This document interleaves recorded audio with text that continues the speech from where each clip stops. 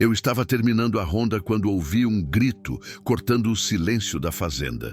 Não era grito comum, era desespero puro. Quando virei o cavalo em direção ao som, vi a cena que nunca vou esquecer.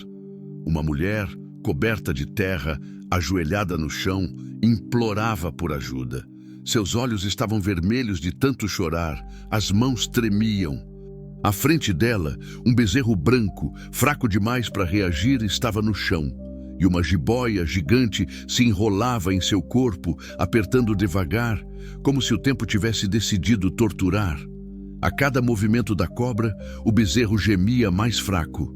Eu vi o peito dele lutar para subir. Vi a vida indo embora ali, diante de nós. A mulher gritava o nome do animal como se fosse um filho. E naquele instante, eu entendi. Se eu não fizesse nada, ia carregar aquela imagem comigo pelo resto da vida. Meu coração disparou. O cavalo sentiu minha atenção. Eu sabia do risco. Sabia que um erro podia ser o último, mas também sabia que não dava para virar as costas. Então eu desci do cavalo e fiz isso. Meus pés tocaram o chão com força. A terra estava quente, mesmo naquela hora da manhã. O sol começava a esquentar e já dava para sentir aquele cheiro de mato seco misturado com o suor do cavalo. Minha bota afundou na poeira enquanto eu procurava alguma coisa ao redor, qualquer coisa que servisse de arma. A mulher me olhou, os olhos cheios de lágrimas, as mãos sujas de terra. "Pelo amor de Deus, Senhor!" ela gritou, a voz quebrando. "Ela vai matar ele! Vai matar meu Branquinho!" Branquinho. O bezerro tinha nome. Aquilo apertou meu peito de um jeito que eu não esperava. A jiboia devia ter uns 4 metros, talvez mais. O corpo dela era grosso, cheio de músculos tensos que apertavam o bezerro como uma morsa. A cabeça estava levantada, os olhos fixos em mim. Ela sabia que eu estava ali e não parecia ter medo nenhum. Eu olhei em volta. Perto da cerca, vi um pedaço de madeira, um mourão velho que tinha caído. Corri até lá, peguei com as 2 mãos, pesava. A madeira estava áspera, cheia de farpas, mas era tudo que eu tinha. Quando voltei, o bezerro tinha parado de gemer. "Não!" A mulher gritou, se arrastando mais para perto. "Não, Branquinho, não!" Eu senti o suor escorrer pelas minhas costas. Minhas mãos estavam molhadas, escorregando no mourão. Respirei fundo. 1 vez, 2. Tentei acalmar o coração que batia feito tambor. A jiboia começou a se mover, devagar. Ela soltou um chiado baixo, quase um aviso. Eu sabia o que aquilo significava. Se eu chegasse muito perto, ela ia me atacar. "Fica aí", falei para a mulher, sem tirar os olhos da cobra. "Não se mexe."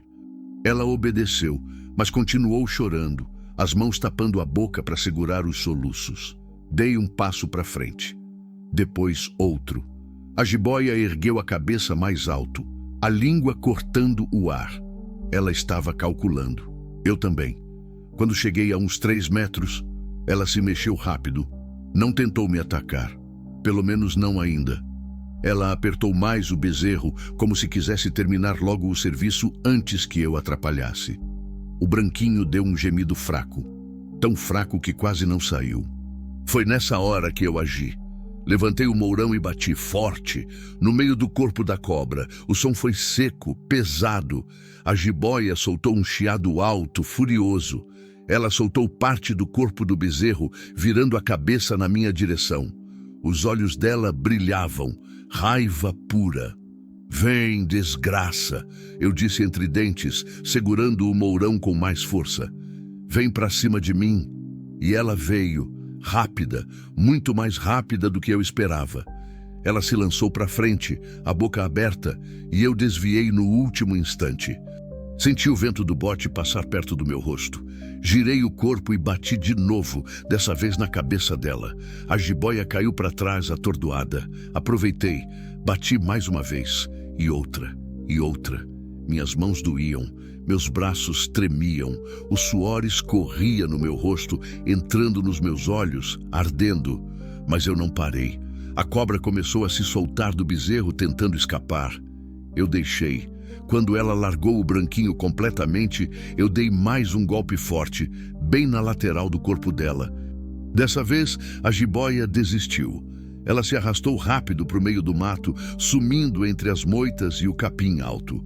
Ouvi o barulho dela se afastando, quebrando galhos, até que tudo ficou em silêncio de novo. Larguei o mourão no chão. Minhas pernas quase falharam. O coração ainda batia descontrolado. Respirei fundo, tentando me acalmar. A mulher já estava ao lado do bezerro, acariciando a cabeça dele, chorando ainda mais. Branquinho, branquinho, meu filho. Ela repetia, a voz embargada. Eu me ajoelhei do outro lado. O bezerro estava vivo, mas fraco. Muito fraco. A respiração dele era curta, rápida. As marcas da cobra estavam no corpo dele, fundas, roxas, mas não tinha sangue. Não tinha nada quebrado que eu pudesse ver. Ele vai ficar bem? A mulher perguntou, me olhando com aqueles olhos vermelhos, cheios de medo. Eu não sabia, mas não podia dizer isso para ela. Vou buscar água, falei. E vou chamar o Toninho, meu capataz. Ele entende mais de bicho do que eu. Ela assentiu, passando a mão no focinho do branquinho. Levantei e fui até o cavalo, que tinha ficado mais afastado, nervoso com toda a confusão. Peguei a garrafa de água que sempre levo na sela e voltei. A mulher molhou a mão e passou no focinho do bezerro. Ele lambeu os dedos dela devagar. Foi aí que eu reparei nela de verdade. Ela era nova, uns 30 e poucos anos, talvez. O cabelo estava preso num rabo de cavalo bagunçado, cheio de poeira. A roupa era simples, uma camiseta velha, uma calça jeans rasgada no joelho, os pés descalços, sujos de terra. Mas o que mais me chamou a atenção foram os olhos dela. Mesmo vermelhos de tanto chorar, mesmo cheios de medo, tinha uma coisa ali, uma dor antiga, uma coisa que ia muito além do bezerro. Como é que você apareceu aqui? Perguntei, a voz ainda ofegante. Ela hesitou. Olhou para o chão. Eu estava passando pela estrada, respondeu baixinho. Vi a porteira aberta e achei que podia pedir ajuda. Pedir ajuda para quê? Ela não respondeu logo. Ficou em silêncio, acariciando o branquinho. Quando finalmente falou, a voz saiu tão baixa que quase não ouvi. Eu tô fugindo. Aquelas 3 palavras caíram como pedras no meu peito. Fugindo de quê? Perguntei. Ela levantou os olhos para mim. E naquele momento, eu vi. Vi o medo. Vi o desespero. Vi algo que nenhuma mulher deveria carregar sozinha. De quem? Ela corrigiu, a voz tremendo. Tô fugindo de quem? Antes que eu pudesse perguntar mais alguma coisa, o branquinho mexeu as pernas, tentando levantar. A mulher se abaixou mais, ajudando ele. O bezerro fez força, cambaleou, mas conseguiu ficar de pé. Ela sorriu no meio das lágrimas. Foi um sorriso pequeno, quebrado, mas era alguma coisa. Obrigada, ela disse, me olhando. Muito obrigada. Você salvou ele. Salvou o meu... A voz dela morreu ali. Ela não terminou a frase. Eu assenti, sem saber bem o que dizer. Vem, falei apontando para casa. Vamos levar ele para um lugar seguro. E você também precisa descansar. Ela olhou para mim com desconfiança. O medo ainda estava lá, vivo, pulsando. Eu não vou te machucar. Falei, tentando deixar a voz calma. Mas se você está fugindo de alguém, não pode ficar aqui na beira da estrada. É perigoso. Ela mordeu o lábio, pensando. Olhou para o branquinho, que agora se apoiava nela, fraco, mas vivo. Olhou para a estrada de terra que cortava a fazenda, olhou para o céu que começava a clarear e finalmente assentiu. Tá bom. E aí, você acha que o fazendeiro fez certo em ajudar essa mulher misteriosa? De quem será que ela está fugindo? Comenta aqui embaixo o que você acha que vai acontecer no próximo capítulo. E se você está gostando dessa história, deixa aquele like para fortalecer. Continua no capítulo 2. Continue, mas sem uma prévia. E pergunta no final do capítulo 0346, preparou continuação narrativa sem prévia ou perguntas finais. Capítulo 2. Segredos na varanda. Levamos o Branquinho até o curral dos fundos, onde eu costumava separar os bezerros doentes. O sol já estava mais alto, queimando a nuca. O calor subia da terra, fazendo aquelas ondas que distorcem a vista. Cigarras cantavam alto, anunciando que o dia ia ser de fornalha. A mulher segurava o bezerro com cuidado, uma mão no pescoço dele, outra nas costas. Ela andava devagar, tropeçando de vez em quando nos buracos do caminho. Os pés descalços dela sangravam em alguns pontos, mas ela não reclamava. Quando chegamos no curral, preparei um canto com palha fresca. O Branquinho deitou ali, cansado demais para ficar de pé. A respiração dele ainda estava acelerada, mas parecia melhor do que antes. Vou buscar o Toninho, falei. Ele vai examinar o bezerro direito.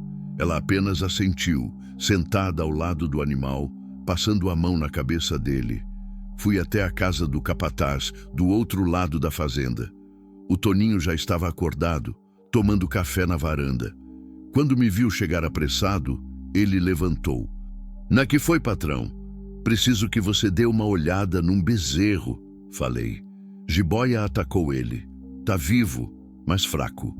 Toninho pegou a bolsa de primeiros socorros que ele guardava para esses casos e me acompanhou até o curral.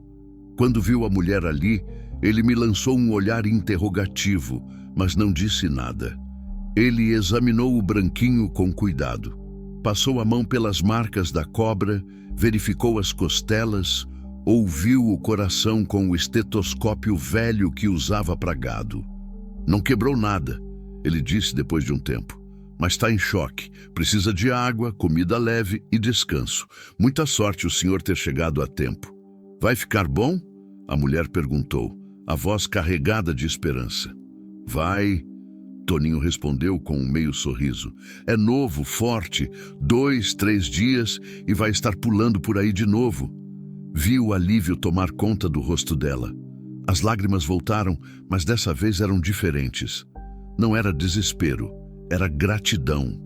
Toninho preparou água com soro e conseguiu fazer o bezerro beber um pouco. Depois, deixou tudo organizado e se despediu. "Qualquer coisa, me chama", ele disse, antes de ir embora. Quando ficamos sozinhos de novo, o silêncio pesou. Eu olhava para a mulher, ela olhava para o chão. O Branquinho tinha adormecido, a respiração finalmente mais calma. "Você tem fome?" perguntei. Ela levantou os olhos, surpresa com a pergunta. Eu hesitou. "Não quero incomodar." "Não é incômodo, vem." Ela olhou para o bezerro indecisa. "Ele vai ficar bem por um tempo", falei. "E você precisa comer alguma coisa." "Quando foi a última vez?" ela pensou. Passou a mão no rosto, limpando o suor misturado com terra. "Ontem de manhã", respondeu baixinho. Aquilo me apertou o peito, mais de um dia sem comer. "Vem", repeti, dessa vez mais firme. Fomos até a casa. A varanda dos fundos dava sombra boa naquela hora. Puxei uma cadeira de madeira para ela e entrei na cozinha. Esquentei o resto do feijão da noite anterior. Fiz arroz novo, fritei uns ovos. Nada elaborado. Era o que tinha. Quando voltei com os pratos, ela estava sentada, olhando para o horizonte. A fazenda se estendia na frente dela. Pasto amarelado, cercas velhas, algumas árvores retorcidas pelo vento. Ao longe, uma serra azulada cortava o céu. Coloquei o prato na frente dela. Ela olhou para a comida como se não acreditasse. "Come", falei, sentando do outro lado. Ela pegou o garfo com as mãos trêmulas e começou a comer. Devagar no começo, depois mais rápido. Dava para ver que ela estava com muita fome, mas se controlava para não parecer desesperada. Eu comia em silêncio, observando. Agora, com a luz do dia batendo no rosto dela, eu via melhor.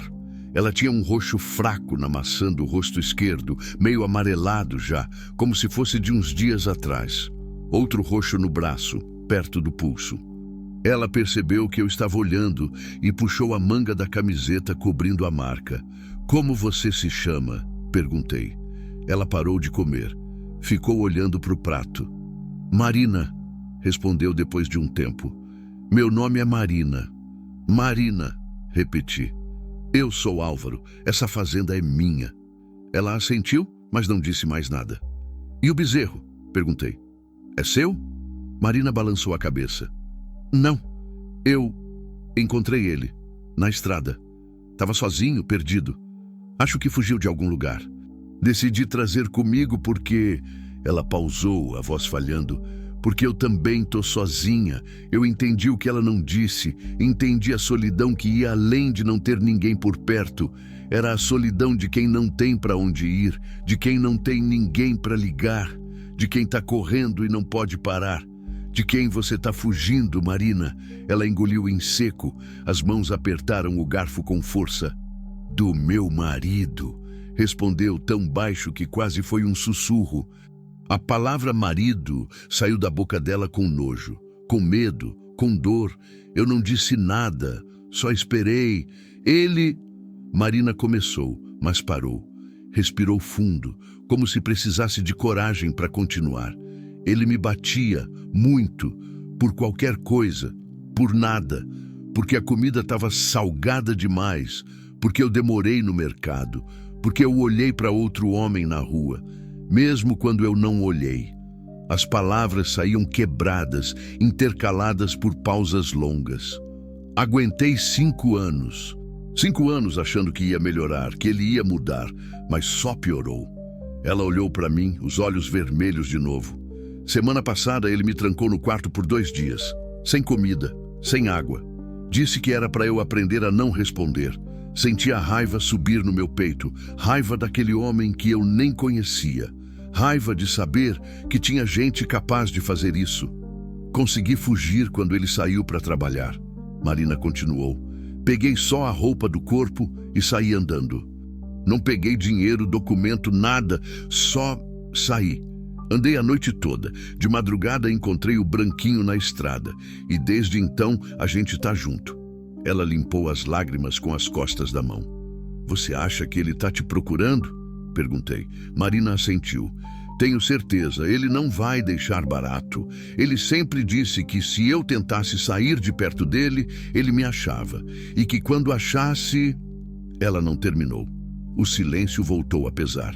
Eu olhei para o pasto, tentando processar tudo aquilo. Tentando decidir o que fazer. Marina era uma estranha. Eu não sabia nada sobre ela além do que ela tinha acabado de contar. Podia ser verdade, podia ser mentira, podia ser mais complicado do que parecia. Mas quando olhei para ela de novo, vi o medo, vi os roxos, vi o jeito que ela segurava o garfo, como se a qualquer momento alguém fosse arrancar da mão dela. E eu vi Célia, minha esposa, morta há 3 anos. Eu vi o jeito que ela olhava para mim quando tinha medo de alguma coisa. Vi a fragilidade que a gente tenta esconder, mas que às vezes aparece nos olhos. Não podia mandar Marina embora. Você pode ficar aqui, falei. Ela me olhou incrédula. O quê? Pode ficar? Até decidir o que vai fazer. Até se sentir segura para seguir em frente. Mas por quê? Ela perguntou confusa. Você nem me conhece. Porque é o certo, respondi. E porque ninguém merece viver com medo desse jeito. Marina começou a chorar de novo. Dessa vez, ela não tentou esconder. Deixou as lágrimas caírem, os soluços saírem. Era um choro de alívio, de exaustão, de tudo junto. Eu deixei ela chorar, não tentei consolar. Às vezes, as pessoas só precisam de espaço para despejar o que está pesando dentro delas. Depois de um tempo, ela se acalmou. Limpou o rosto de novo. Obrigada, disse a voz rouca. Muito obrigada. Eu apenas assenti. Tem um quarto na casa, do lado de lá, falei apontando. Pode usar. Tem chuveiro, roupa limpa na cômoda. São da... Pausei. São da minha esposa. Acho que serve em você. Marina não perguntou onde estava minha esposa. Talvez ela tivesse entendido pelo silêncio. Talvez tivesse visto no meu rosto. Descansa um pouco. continuei. Depois a gente vê o branquinho de novo. Ela levantou, pegou o prato vazio e levou até a cozinha. Lavou ele na pia, devagar, com cuidado. Depois voltou. Eu vou ajudar no que precisar, disse. Não quero ser só um peso. Não precisa se preocupar com isso agora. Mas ela balançou a cabeça. Preciso. Eu preciso me sentir útil. Preciso fazer alguma coisa, senão vou enlouquecer. Eu entendi. Entendi que ficar parada, pensando, lembrando, ia ser pior para ela do que qualquer trabalho braçal. Tá bom, concordei. Amanhã a gente vê isso. Marina seguiu para o quarto que eu tinha indicado. Ouvi a porta fechar. Ouvi a água do chuveiro começar a cair. Fiquei sozinho na varanda, olhando para o céu que agora estava completamente azul, sem nuvens. O calor apertava. As cigarras cantavam sem parar. E no meio daquele silêncio todo, eu me perguntei no que tinha acabado de me meter. Continue, Tertres. For a gate architected narrative continuation with character development and rural tension. Capítulo 3. Sombras do passado. Marina dormiu o dia todo. Eu sabia porque passei perto do quarto algumas vezes e a porta continuava fechada, sem barulho nenhum vindo de dentro. Deixei ela descansar. Depois de tudo que tinha passado, o corpo dela devia estar pedindo sossego. Voltei para o trabalho da fazenda. Tinha cerca para consertar no pasto norte, um bebedouro entupido e a bomba d'água fazendo um barulho estranho que precisava ser verificado. Trabalho nunca falta quando se tem terra para cuidar. O Toninho apareceu no meio da tarde, suado, com a camisa grudada nas costas. "O bezerro tá melhor", ele disse. "Já conseguiu levantar, andou um pouco, é forte mesmo." "E a moça?" Ele me olhou de um jeito diferente. Não era julgamento, mas era curiosidade. "Tá dormindo ainda pelo que vi." Toninho tirou o chapéu, passou a mão nos cabelos molhados de suor. "Patrão, não é da minha conta, mas... quem é ela?" Eu suspirei. Sabia que essa pergunta ia vir mais cedo ou mais tarde. "Uma mulher que tá precisando de ajuda." "Ajuda de que tipo?" "Do tipo que a gente não faz pergunta", respondi direto. Toninho assentiu devagar. Ele me conhecia há 15 anos. Sabia quando insistir e quando deixar para lá. "Tá bom, patrão. Mas se precisar de alguma coisa, tô por aqui." Ele foi embora, deixando só o rastro de poeira que as botas levantaram. Trabalhei até o sol começar a descer. Quando voltei para casa, o céu estava pintado de laranja e roxo. As sombras ficavam compridas no chão. O calor tinha dado uma trégua, mas o ar ainda estava abafado, pesado. A porta do quarto de Marina estava aberta. Entrei na casa devagar. Ela estava na cozinha, de costas para mim, mexendo alguma coisa no fogão.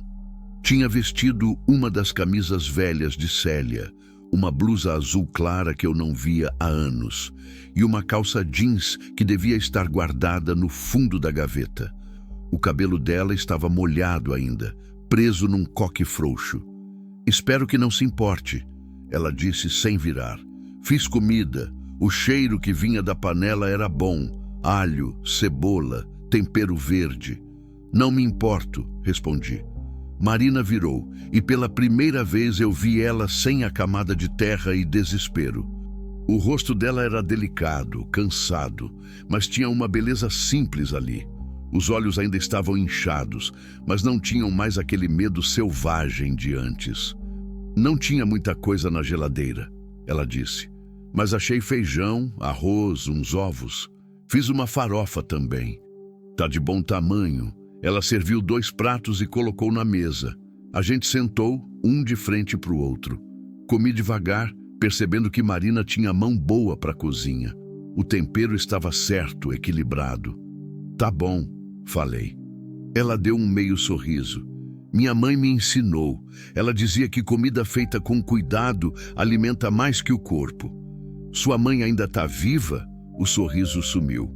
"Não, morreu faz 7 anos. Câncer." "Sinto muito." Marina mexeu a comida no prato, sem comer direito. "Às vezes eu penso que foi melhor ela ter ido antes de ver no que minha vida virou." "Você tem mais alguém?" Irmãos? Pai? Meu pai morreu quando eu era criança. Irmãos? Não. Sempre fui só eu e minha mãe. Ela pausou. E depois que ela morreu, fiquei só eu. Foi quando conheci o Rodrigo. O nome do marido dela saiu com amargura. Ele parecia diferente no começo. Marina continuou, olhando para o nada. Atencioso, carinhoso, dizia que ia cuidar de mim, que eu nunca mais ia ficar sozinha, e eu acreditei, porque eu queria acreditar, porque eu estava cansada de ficar sozinha. Ela limpou os olhos antes que as lágrimas caíssem. A gente casou rápido demais. 3 meses depois de nos conhecer, ele insistiu. Disse que quando você sabe que é a pessoa certa, não precisa esperar. Uma risada amarga saiu da garganta dela. Eu fui idiota. Você não foi idiota, falei. Você confiou. Isso não é ser idiota. Mas eu deveria ter visto os sinais. A forma como ele ficava bravo quando eu falava com outras pessoas. Como ele controlava para onde eu ia, com quem eu conversava. Ele dizia que era porque me amava demais, que tinha medo de me perder. Marina balançou a cabeça. No começo, eu até achava romântico. Depois percebi que não era amor, era prisão. O silêncio pesou entre a gente. Eu não sabia o que dizer. Não tinha palavras para consertar o que tinha sido quebrado nela. E você? Marina perguntou, mudando de assunto. Você disse que as roupas eram da sua esposa. Ela... morreu, completei. Faz 3 anos. Sinto muito.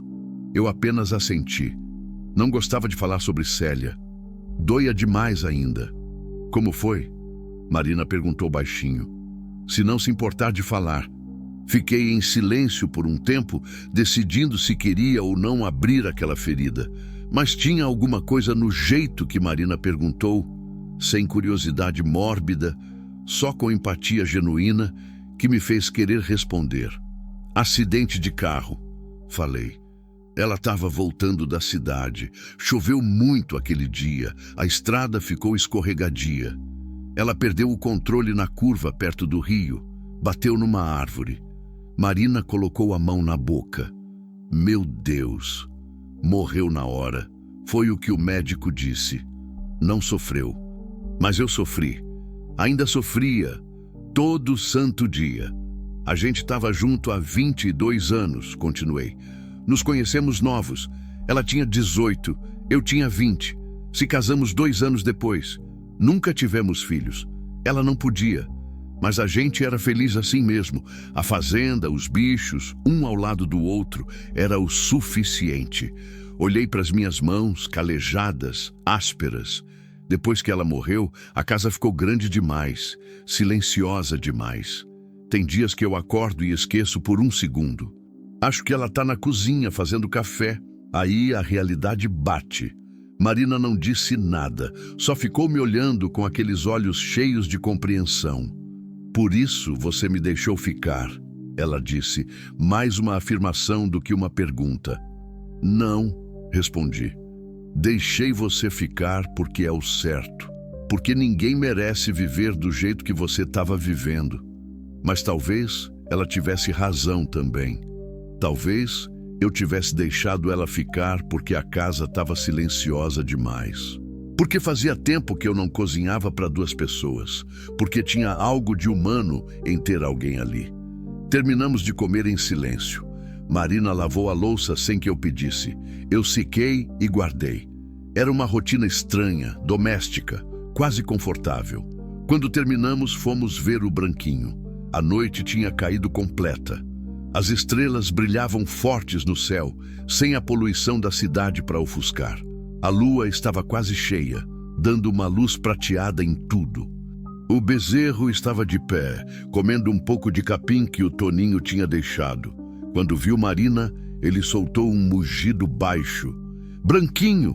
Ela correu até ele, passando a mão na cabeça dele. Você tá melhor. O bezerro encostou o focinho nela, como se reconhecesse quem tinha cuidado dele.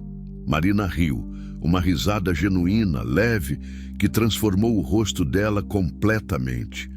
Foi a primeira vez que eu vi ela realmente feliz. Ele vai ficar bom, falei. Graças a você, Marina respondeu olhando para mim. Se você não tivesse aparecido, mas eu apareci e ele está vivo. A gente ficou ali observando o bezerro por um tempo. O vento soprava fraco, trazendo o cheiro de terra e capim. De longe, um cachorro latiu. Mais longe ainda, ouvi o motor de um carro na estrada. Foi quando Marina ficou tensa. O que foi? Perguntei. Esse barulho é um carro? É, deve ser alguém passando na estrada. Mas ela não relaxou. O corpo inteiro dela ficou rígido, os olhos fixos na direção do som. Marina! E se for ele? Ela sussurrou. E se ele me achou? O medo tinha voltado. Eu vi nos olhos dela. Vi nas mãos que tremiam. A estrada é pública, falei tentando acalmar ela. Passa gente o tempo todo. Você não conhece ele, Marina disse, a voz subindo. Ele é capaz de qualquer coisa. Ele tem amigos na polícia. Ele tem dinheiro. Ele vai me achar, Álvaro. E quando achar... Ei! Interrompi, colocando a mão no ombro dela. Olha para mim. Ela olhou, os olhos molhados. Se ele vier aqui, ele vai ter que passar por mim primeiro. Entendeu? Marina assentiu. Mas o medo não saiu completamente. O barulho do carro foi sumindo aos poucos, se afastando. Era só alguém passando mesmo. Mas aquilo foi suficiente para lembrar que Marina não estava só cansada ou machucada. Ela estava sendo caçada. E mais cedo ou mais tarde, o caçador ia chegar perto demais. Continue 0351 Orchestrated Narrative, Continuation with Escalating Tension and Character Development. Capítulo 4. Raízes Frágeis. Os dias seguintes caíram numa rotina que eu não esperava. Marina acordava antes do sol, assim como eu. Quando eu saía para o primeiro trato dos animais, ela já estava na cozinha, preparando café. O cheiro forte enchia a casa, misturado com o aroma de pão que ela fazia na véspera. A gente tomava café juntos na varanda, observando o céu clarear devagar. Ela não falava muito de manhã. Eu também não. Era um silêncio confortável, do tipo que não pesa. Depois, ela ia cuidar do Branquinho. O bezerro tinha se recuperado rápido, como o Toninho previu. Já pulava pelo curral, brincava quando Marina chegava perto. Ela passava horas ali, conversando com ele, escovando o pelo branco, levando capim fresco. Você se apegou a esse bicho, comentei um dia, apoiado na cerca. Marina sorriu, sem tirar os olhos do bezerro. Ele me salvou tanto quanto eu salvei ele. Como assim? Ela parou de escovar, pensativa. Quando tudo estava ruim, quando eu achava que não ia aguentar mais um dia, eu olhava para ele e pensava, esse bichinho precisa de mim. Se eu desistir, quem vai cuidar dele? Marina olhou para mim. Parece bobagem, mas foi o que me manteve andando. Não era bobagem. Eu entendia perfeitamente. Depois que Célia morreu, foram os animais que me mantiveram vivo também. Tinha dia que eu acordava sem vontade de nada, mas as vacas precisavam ser ordenhadas, os cavalos precisavam de água, as galinhas precisavam de ração. A vida continuava, mesmo quando a gente não queria que continuasse. Marina começou a me ajudar com as tarefas mais leves da fazenda. Eu insisti que ela não precisava, mas ela insistiu mais ainda. Disse que ficar parada ia deixar ela louca. Então ela passou a alimentar as galinhas, regar a horta que Célia tinha plantado e que eu vinha deixando morrer aos poucos, organizar o galpão de ferramentas. Pequenas coisas, mas que faziam diferença. Uma tarde, eu a encontrei no galinheiro, conversando com as galinhas como se elas entendessem cada palavra. Você sempre fala com os bichos? Perguntei encostado na porta. Ela se assustou virando rápido. Quando viu que era eu, relaxou. Sempre, respondeu, com um sorriso envergonhado. Minha mãe dizia que os bichos entendem mais do que a gente pensa, que eles sentem a energia da gente. Sua mãe era sábia. Marina juntou os ovos que tinha coletado numa cesta velha de vime. Ela era tudo para mim, disse, a voz ficando mais baixa. Depois que ela morreu, eu fiquei perdida, não sabia mais quem eu era sem ela.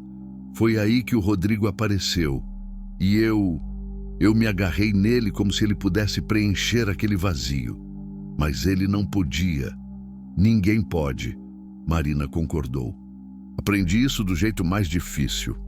Ela saiu do galinheiro e a gente caminhou juntos de volta para casa. O sol estava começando a descer, pintando o céu de tons alaranjados. O calor do dia dava lugar a uma brisa morna que balançava o capim. Álvaro, Marina disse de repente, parando no meio do caminho. Por quanto tempo você vai me deixar ficar aqui? A pergunta me pegou de surpresa. Pelo tempo que você precisar. Mas não é justo com você. Eu tô te dando trabalho, comendo sua comida, ocupando espaço. Marina, interrompi. Se eu não quisesse você aqui, teria dito. Ela mordeu o lábio, os olhos ficando úmidos. Eu não quero ser um fardo. Já fui um fardo para alguém por tempo demais. Você nunca foi um fardo, falei, firme. Ele te fez acreditar nisso, mas não é verdade. Marina limpou os olhos rapidamente. Como você sabe? Porque eu vejo o jeito que você cuida das coisas aqui. O jeito que você trata os bichos, a comida que você faz, o cuidado que você tem. Isso não é de alguém que é um fardo, é de alguém que dá mais do que recebe. Ela ficou em silêncio por um longo momento. Quando voltou a falar, a voz estava embargada. Ninguém nunca disse isso para mim antes. Então estava na hora de alguém dizer. A gente continuou andando. Quando chegamos na casa, Marina entrou direto para a cozinha. Eu fui para o quarto trocar de roupa. Quando voltei, ela estava preparando o jantar e percebi que tinha algo diferente no jeito dela se mover. Menos tenso, menos com medo. Talvez ela estivesse começando a confiar que podia ficar. Foi na quarta noite que as coisas mudaram. Eu tinha acabado de dormir quando ouvi um grito, abafado, desesperado, vindo do quarto de Marina. Pulei da cama, o coração disparado. Corri pelo corredor descalço, a madeira fria sob os pés. Bati na porta dela. Marina, tá tudo bem? Outro grito. Depois, soluços. Abri a porta sem esperar resposta. Ela estava sentada na cama, o corpo todo tremendo, as mãos cobrindo o rosto. A luz da lua entrava pela janela, deixando tudo meio azulado, fantasmagórico. Marina, chamei, mais baixo dessa vez. Ela levantou a cabeça. Os olhos estavam arregalados, perdidos, como se ela não soubesse onde estava. Ele estava aqui, ela disse ofegante. Eu vi ele. Ele estava bem ali na porta. Ele disse que ia me matar. Que ia. Era um pesadelo. Falei, me aproximando devagar. Só um pesadelo. Você tá segura? Não. Ela gritou. Não tô. Ele vai me achar, Álvaro. Ele vai. Ela começou a hiperventilar. As mãos tremiam tanto que ela não conseguia segurá-las quietas. Sentei na beira da cama, mantendo distância para não assustá-la mais. Marina, olha para mim, pedi. Respira devagar. Dentro, fora. Dentro, fora. Ela tentou acompanhar, mas os soluços atrapalhavam. Não tem ninguém aqui, continuei com voz calma. Só eu e você. A casa tá trancada. Ele não sabe onde você tá. Você não conhece ele, Marina disse entre lágrimas. Ele sempre me achava. Sempre. Quando eu tentava me esconder, quando eu mentia sobre onde tinha ido, ele sempre descobria. Como se ele tivesse olhos em todo lugar. Mas ele não tem olhos aqui. Marina balançou a cabeça, ainda tremendo. Você não entende. Ele tem amigos. Gente que deve favor para ele. Gente na polícia, no cartório, em todo lugar. Se ele quiser me achar, ele acha. Fiquei quieto pensando. Marina tinha razão em ter medo. Se o marido dela realmente tinha conexões, rastrear ela não seria impossível. Você usou alguma coisa que ele pode rastrear? Perguntei. Celular? Cartão? Não tenho celular. Ele quebrou o meu faz meses. E cartão? Eu não tinha. Ele controlava todo o dinheiro. Pelo menos isso era bom. mais difícil de rastrear sem tecnologia. Então, a única forma dele te achar é perguntando por aí, raciocinei. E nessa região, todo mundo me conhece. Se alguém vier perguntando sobre uma mulher, eu vou saber. Marina me olhou, os olhos ainda cheios de medo, mas com um fio de esperança também. Você acha mesmo que eu tô segura aqui? Não podia prometer isso, não podia garantir nada, mas podia tentar. Eu vou fazer o possível para te manter segura, respondi. Isso eu prometo. Ela respirou fundo, limpando o rosto com as mãos. Desculpa por te acordar. Não precisa pedir desculpa. Marina puxou os joelhos contra o peito, abraçando as pernas. Parecia pequena ali, frágil, apesar de toda a força que eu sabia que ela tinha. Eu tenho esses pesadelos quase toda noite, confessou. Sonho que ele me encontrou, que ele tá me batendo, que eu não consigo fugir. Acordo suando, com o coração disparado, achando que ele tá ali. Vai melhorar com o tempo. Vai? Ela me olhou, duvidando. Porque parece que quanto mais longe eu fico dele, mais o medo cresce. Eu entendia. Às vezes, quando a gente se afasta do perigo, o cérebro finalmente tem espaço para processar o trauma. E aí vem tudo de uma vez. Quer que eu fique aqui? Ofereci. Até você dormir de novo? Marina hesitou, mas depois assentiu.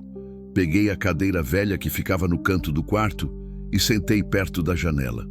Marina deitou de novo, mas não fechou os olhos. Ficou olhando para o teto, a respiração ainda irregular. Álvaro, como você lidou depois que sua esposa morreu? A pergunta doeu, mas não tanto quanto antes. Não lidei bem no começo, admiti.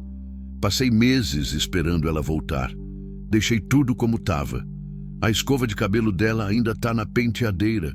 Os remédios que ela tomava ainda estão no armário do banheiro. A caneca favorita dela ainda está no mesmo lugar na cozinha. Você não conseguiu seguir em frente.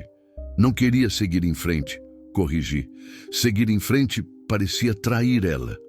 Parecia aceitar que ela tinha ido embora de verdade. Marina virou o rosto para mim. E agora? Pausei, pensando. Agora eu sei que ela não está mais aqui.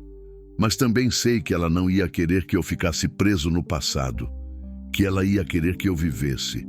Você acha que ela ficaria feliz em saber que você me ajudou? A pergunta me pegou desprevenido. Pensei em Célia, no jeito que ela era, no coração enorme que ela tinha. Sim, respondi. Ela ficaria. Ela sempre ajudava todo mundo. Dizia que a gente está aqui para cuidar uns dos outros. Marina sorriu fraco. Ela parecia ser uma pessoa incrível. Era. O silêncio voltou, mas era um silêncio diferente, mais leve. Fiquei ali até a respiração de Marina ficar lenta, regular, até ela finalmente adormecer. Só então voltei para o meu quarto, mas não consegui dormir. Fiquei olhando para o teto, pensando em tudo, em Marina, no marido dela, no perigo que ela ainda corria. E me perguntei até onde eu estava disposto a ir para protegê-la. Na manhã seguinte, enquanto tomávamos café, o Toninho apareceu mais cedo que o normal. O rosto dele estava sério. Patrão, tem um homem na porteira, ele disse. Tá perguntando se você viu uma mulher passar por aqui? Senti o sangue gelar. Marina largou a xícara. Ouvi o barulho dela quebrando no chão. Como ele é? Perguntei, tentando manter a voz firme. Alto, uns 40 anos, jeans, camisa social. Dirigindo uma caminhonete preta, olhei para Marina, ela estava branca, as mãos tremiam. É ele, ela sussurrou. Álvaro, é ele. Continue 3.54 Orchestrated Dramatic Confrontation with Emotional Tension and Narrative Authenticity. Capítulo 5. O confronto. O tempo pareceu parar. Eu olhava para Marina, ela olhava para mim. O medo no rosto dela era tão real que eu quase conseguia tocar. Marina, vai pro quarto, falei, me levantando. Tranca a porta. Não sai de lá. Álvaro, ele vai pro quarto. Repeti, mais firme. Agora.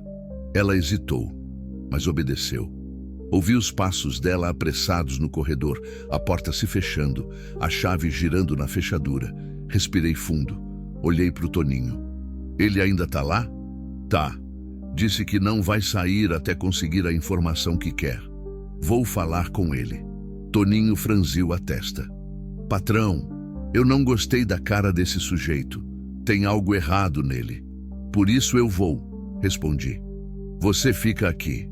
Se eu demorar muito ou se as coisas ficarem ruins, liga para o Chico da polícia. O senhor tem certeza? Tenho.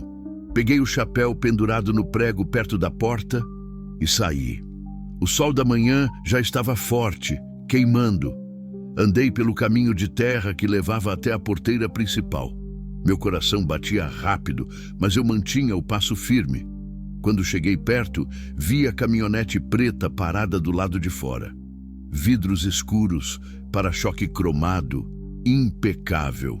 Um carro caro, do tipo que chama a atenção.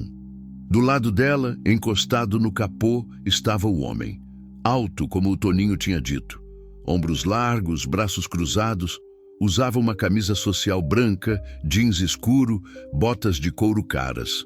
Óculos escuros escondiam os olhos dele. O cabelo estava penteado para trás com gel. Tinha um relógio dourado no pulso que brilhava quando ele mexia o braço. Rodrigo. Ele me viu chegando e não se mexeu. Só ficou ali, esperando, com uma postura que deixava claro que ele achava que mandava em tudo. Parei na frente da porteira do lado de dentro. Deixei a mão perto do ferrolho, mas não abri. Bom dia, ele disse. A voz era grave, controlada. Você é o dono dessa propriedade? Sou. Álvaro, é? O fato dele saber meu nome me deixou tenso. Quem está perguntando? Ele tirou os óculos escuros devagar.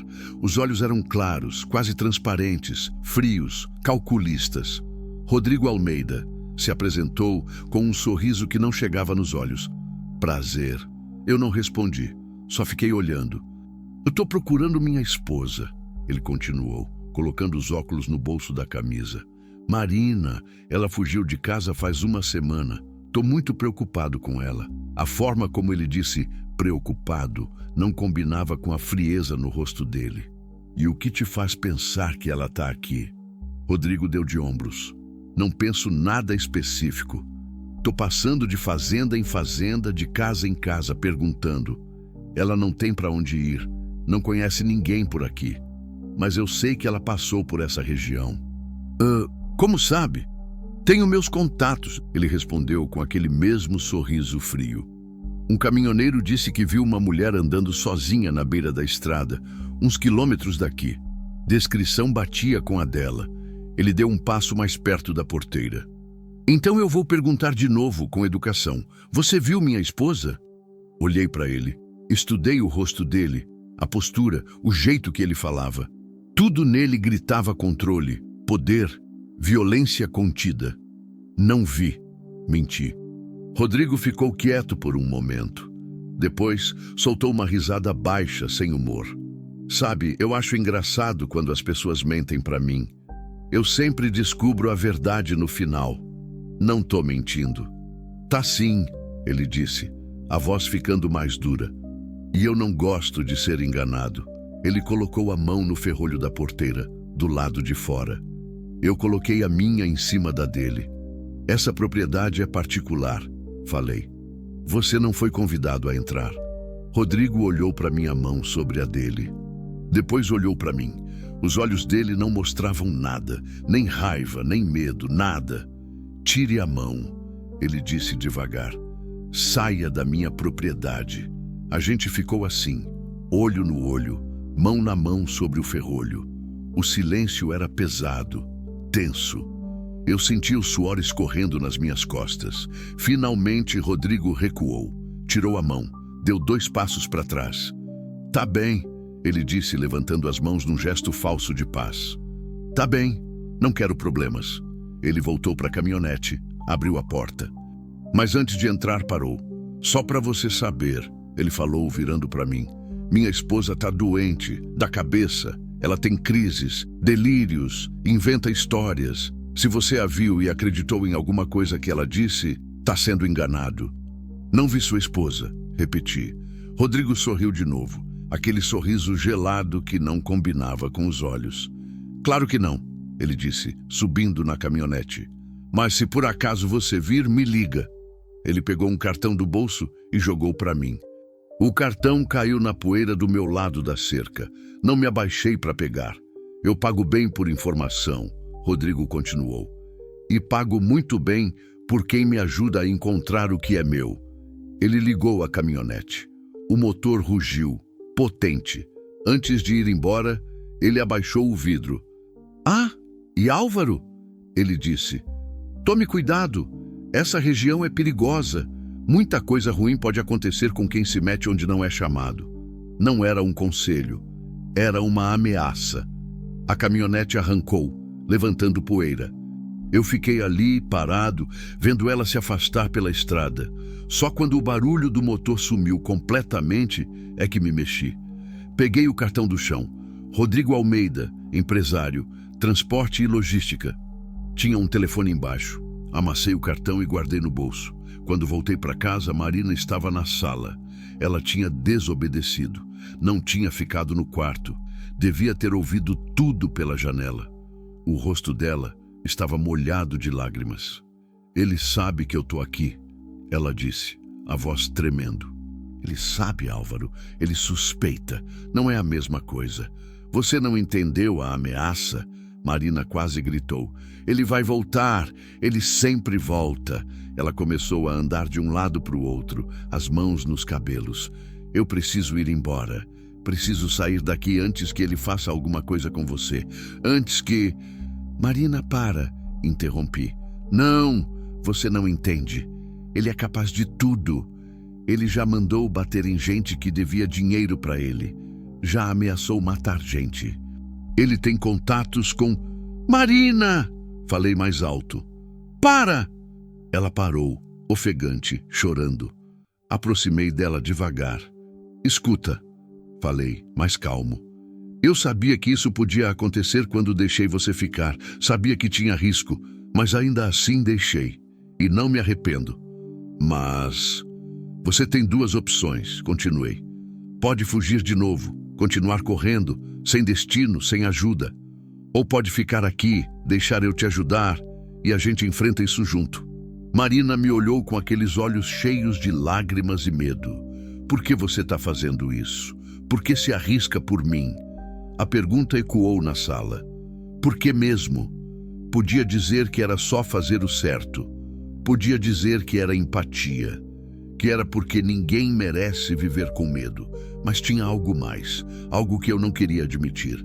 Tinha a ver com a casa vazia, com os anos de solidão, com acordar todo dia sem ter ninguém ali, com fazer café para uma pessoa só, com jantar em silêncio. Marina tinha trazido vida para esse lugar. Tinha trazido movimento, barulho, comida na mesa, alguém para conversar. Tinha trazido propósito. E talvez, só talvez, proteger ela era minha forma de me redimir, de fazer alguma coisa útil com essa vida que eu vinha só deixando passar. Porque você merece ter alguém do seu lado, respondi finalmente. E porque eu posso ser essa pessoa. Marina soluçou mais forte. Ela deu um passo para frente e me abraçou. Foi de surpresa. Eu fiquei tenso no começo, sem saber o que fazer. Fazia tanto tempo que alguém me abraçava. Lentamente, abracei ela de volta. A gente ficou assim por um tempo, ela chorando no meu ombro, eu segurando ela, sentindo o corpo dela tremer. Quando ela finalmente se soltou, limpou o rosto com as costas da mão. O que a gente faz agora? Perguntou.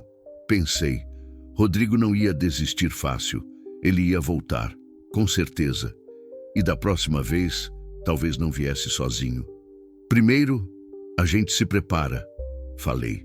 Vou conversar com o Toninho, colocar ele a par de tudo. Vou ligar para o Chico, o delegado, explicar a situação. Ele é gente boa, vai ajudar. E se a polícia não fizer nada? Rodrigo disse que tem amigos lá. Pode ter amigos em outras cidades, mas aqui o Chico é quem manda. E ele não é do tipo que se deixa comprar.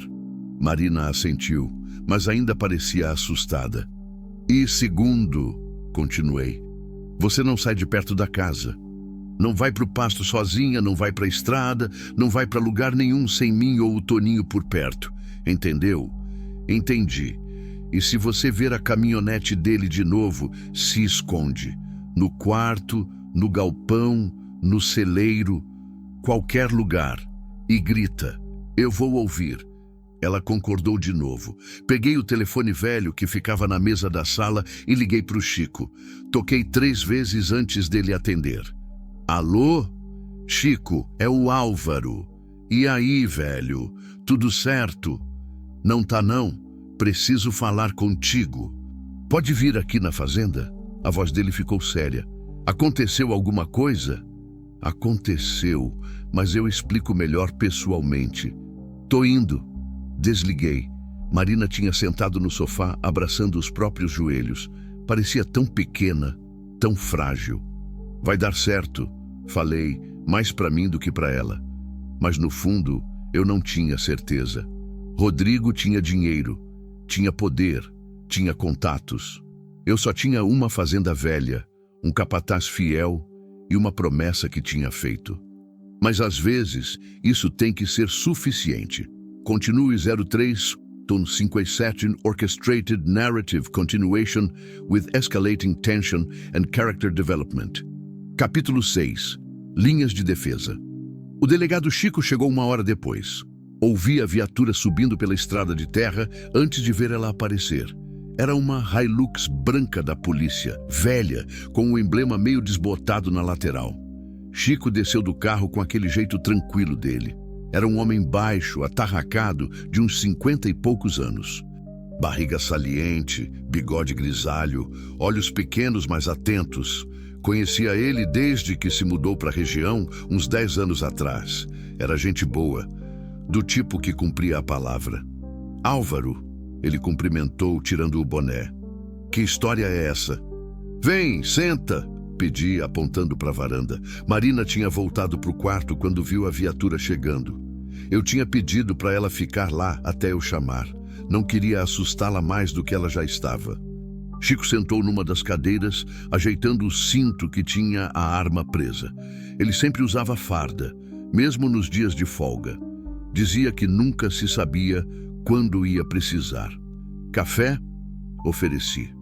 Aceito. Voltei com 2 canecas fumegantes. Sentei na frente dele. Por um momento ficamos só ali, bebendo café, ouvindo o canto das cigarras que não parava nunca. Então, Chico quebrou o silêncio. O que está acontecendo? Contei tudo. Desde o momento que encontrei Marina gritando por causa do bezerro até a visita de Rodrigo há pouco. Não omiti nada. Falei dos roxos que vi nela, do medo nos olhos, das ameaças veladas do marido. Chico ouvia em silêncio, o rosto ficando mais sério a cada palavra. Esse Rodrigo, ele disse quando terminei. Você pegou o nome completo dele? Tirei o cartão amassado do bolso e entreguei. Chico leu, franziu o senho. Rodrigo Almeida, Transporte e Logística. Ele repetiu. Já ouvi esse nome antes. Em que contexto? Nada bom. Chico respondeu, devolvendo o cartão. Teve um caso ano passado numa cidade vizinha. Um trabalhador que devia dinheiro para uma empresa de transporte apareceu todo quebrado. Disse que tinha sido espancado por uns capangas. O nome da empresa era Almeida Transportes. Senti um frio na espinha. E o que aconteceu? Nada, Chico disse, amargo. O trabalhador desistiu da queixa. Disse que tinha se confundido. Obviamente alguém o convenceu a mudar de ideia. Ameaças? Provavelmente. Ou dinheiro. Às vezes os dois. Chico tomou mais um gole do café, pensativo. E você está me dizendo que esse cara veio aqui, na sua porta, procurando a esposa? Veio e deixou claro que não vai desistir. Filho da mãe, Chico murmurou. Posso falar com a moça? Levantei e fui até o quarto. Bati na porta. Marina, pode vir? O delegado quer conversar com você. Ouvi passos hesitantes. A porta se abriu devagar. Marina apareceu, os olhos vermelhos de tanto chorar, mas o rosto mais composto. Não precisa ter medo, falei baixinho. O Chico tá aqui para ajudar. Ela assentiu e me seguiu até a varanda. Quando o Chico a viu, ele se levantou, tirando o boné de novo num gesto de respeito. Moça, ele disse com voz gentil, me chamo Francisco, mas todo mundo me chama de Chico. Sou o delegado da região. Marina olhou para mim. Eu assenti, encorajando. Marina, ela se apresentou baixinho. Pode sentar, Marina. Eu só quero fazer algumas perguntas, tá bom? Ela sentou na cadeira ao meu lado. As mãos dela tremiam levemente. Coloquei minha mão sobre a dela num gesto de apoio. Ela olhou para mim, surpresa, mas não puxou a mão. Chico voltou a sentar, pegando um caderninho do bolso. Marina, você foi casada legalmente com Rodrigo Almeida? Sim, faz 5 anos. E durante esses 5 anos, ele te agrediu? Marina engoliu em seco. Sim, fisicamente. Sim. Com que frequência? Ela fechou os olhos. No começo era uma vez a cada 2, 3 meses. Depois ficou mais frequente. Nos últimos 6 meses, era quase toda semana. Chico escrevia tudo, o rosto cada vez mais fechado. Você procurou ajuda? Polícia? Hospital? Alguém? Marina balançou a cabeça. Tentei uma vez. Fui na delegacia da minha cidade, mas o policial que me atendeu, ele conhecia o Rodrigo. Disse que não podia fazer nada sem provas. E que eu devia voltar para casa e ser uma esposa melhor. Filho da puta, Chico murmurou. Desculpa a palavra, moça, mas é isso que ele é. Quando foi isso? Perguntei. 2 anos atrás, Marina respondeu.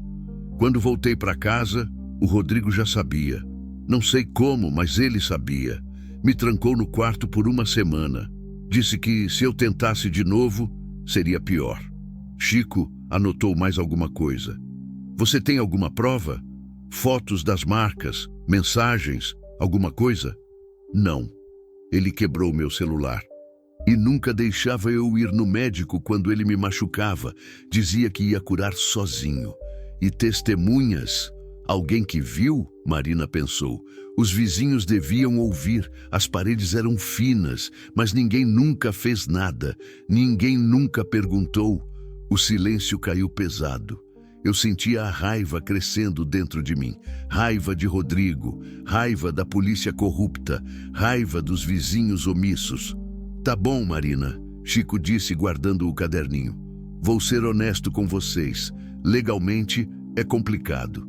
Ela é casada com ele. Não tem ordem de restrição. Não tem denúncia formal registrada aqui. Se ele vier e disser que quer levar a esposa embora, ele não vai levar. Interrompi. Chico me olhou. Álvaro, eu entendo. E eu quero ajudar. Mas tem limites do que eu posso fazer sem... Então me diz o que eu posso fazer. Falei, a voz mais dura do que pretendia. Porque eu não vou deixar ele levar ela. Nem que tenha que... Cuidado com o que você vai dizer. Chico me alertou. Não faça nada que te coloque do lado errado da lei. Respirei fundo, tentando me acalmar. O que você aconselha, então? Chico pensou por um momento. Primeiro, Marina precisa registrar uma denúncia formal. Aqui, comigo. Vou documentar tudo que ela disse. As agressões, as ameaças, tudo. Não vai resultar em prisão imediata, mas cria um registro oficial. Marina assentiu. Segundo, vou pedir uma medida protetiva de urgência. Pode demorar uns dias para sair, mas quando sair, ele não pode chegar perto dela. Se chegar, posso prender. E até lá? Perguntei. Até lá vocês tomam cuidado, trancam as portas à noite, não deixam ela sozinha. Se ele aparecer de novo, ligam para mim imediatamente. E se ele vier com violência? Chico me olhou sério. Aí você tem direito de se defender. De defender sua propriedade e quem está nela. Mas Álvaro, só se for necessário. Não vai procurar briga. Não vou procurar. Mas se ele trouxer, vou aceitar.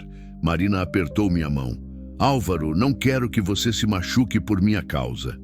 Olhei para ela. Não vou me machucar. Prometo. Chico se levantou. Vou voltar para a delegacia e começar a papelada. Marina, amanhã de manhã você precisa ir lá assinar alguns documentos. Pode ir com o Álvaro, sem problema. Tá bom, ela concordou. E Álvaro, Chico colocou a mão no meu ombro. Você tá fazendo a coisa certa, mas toma cuidado. Esse Rodrigo não é qualquer um. Se ele tem o histórico que eu acho que tem, não vai desistir fácil. Eu sei. Depois que Chico foi embora, a tarde caiu num silêncio pesado. Marina voltou a cuidar do Branquinho, mas estava mais quieta que o normal. Eu fiquei na varanda, observando a estrada, atento a qualquer movimento. O Toninho passou e eu contei tudo para ele também. Ele ouviu sem interromper, o rosto ficando cada vez mais sério. Patrão, se precisar de ajuda, ele começou. Eu sei, Toninho. Obrigado. Tem a espingarda do seu pai ainda guardada no galpão? Tinha. Uma espingarda calibre 12, que meu pai usava para espantar onça quando ainda tinha por aqui. Tem. Por quê? Acho bom deixar mais perto. Só por precaução. Assenti. Toninho tinha razão. Vou buscar. Fomos juntos até o galpão. A espingarda estava no fundo, embrulhada num pano velho. Peguei ela e as munições que estavam numa caixa de madeira. Quando foi a última vez que usou isso? Toninho perguntou. Anos, uns 5 talvez. Melhor testar para ver se ainda funciona. Fomos até os fundos da fazenda, longe da casa. Carreguei a espingarda, mirei num tronco de árvore velho. Puxei o gatilho. O tiro ecoou, assustando os pássaros que voaram em bando. O recuo da arma doeu no ombro. Funciona, Toninho comentou. Levei a espingarda de volta para casa e guardei ela num armário perto da minha cama. Esperei não precisar usar. A noite chegou rápida. Marina tinha feito jantar de novo, mas nenhum de nós comeu muito. A tensão estava no ar, pesada, sufocante. Depois de lavar a louça, sentamos na varanda. O céu estava cheio de estrelas. A lua iluminava o pasto com aquela luz prateada e fantasmagórica. Você acha que ele vai voltar hoje? Marina perguntou. Não sei, mas se voltar, a gente está preparado. Ela ficou quieta por um tempo. Álvaro, se as coisas ficarem ruins, se ele te machucar por minha causa, eu nunca vou me perdoar. Virei para ela. Nada vai acontecer comigo. Você não pode prometer isso. Posso sim, e tô prometendo. Marina me olhou com aqueles olhos escuros, cheios de medo, mas também de algo mais. Gratidão, confiança, talvez algo que eu ainda não conseguia nomear. Por que você é assim? Ela perguntou baixinho. Como? Bom, gentil, disposto a se arriscar por alguém que mal conhece. Pensei na resposta. Pensei em Célia. Pensei em todos os anos de solidão. Pensei em como era ter alguém ali de novo, fazendo a casa parecer menos vazia. Porque durante muito tempo eu esqueci como era ter alguém para cuidar, respondi. E agora que eu lembrei, não quero esquecer de novo. As palavras saíram antes que eu pudesse pensar direito nelas, mas eram verdadeiras. Marina ficou me olhando. Depois, devagar, ela colocou a cabeça no meu ombro. A gente ficou assim, em silêncio, olhando as estrelas. Foi quando ouvi o barulho. Motor de carro, vindo pela estrada. Marina ouviu também. O corpo dela ficou tenso. É ele, ela sussurrou. Não sabemos ainda, mas no fundo eu sabia.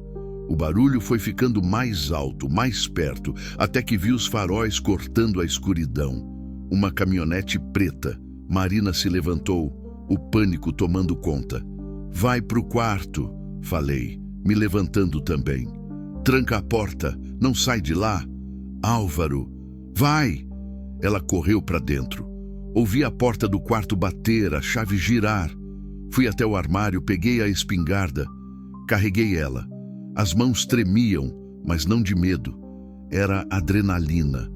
A caminhonete parou na frente da porteira. Rodrigo desceu. Dessa vez, não estava sozinho. Tinha mais 2 homens com ele, grandes, fortes. com cara de quem sabia brigar. Meu coração disparou.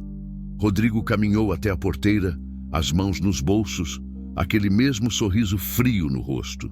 "Álvaro!" ele gritou. "Vamos conversar de novo?" Peguei a espingarda e fui até a porta da frente. Não abri a porteira. Não saí do alpendre. "Não tem nada para conversar", gritei de volta. "Acho que tem sim. Aliás, acho que você tem algo que é meu." "Não tenho nada seu." Rodrigo riu, um riso sem humor. "Minha esposa tá aí dentro. Eu sei que tá. Não tem ninguém aqui." Ele deu um passo mais perto. "Não me faça ir aí buscar."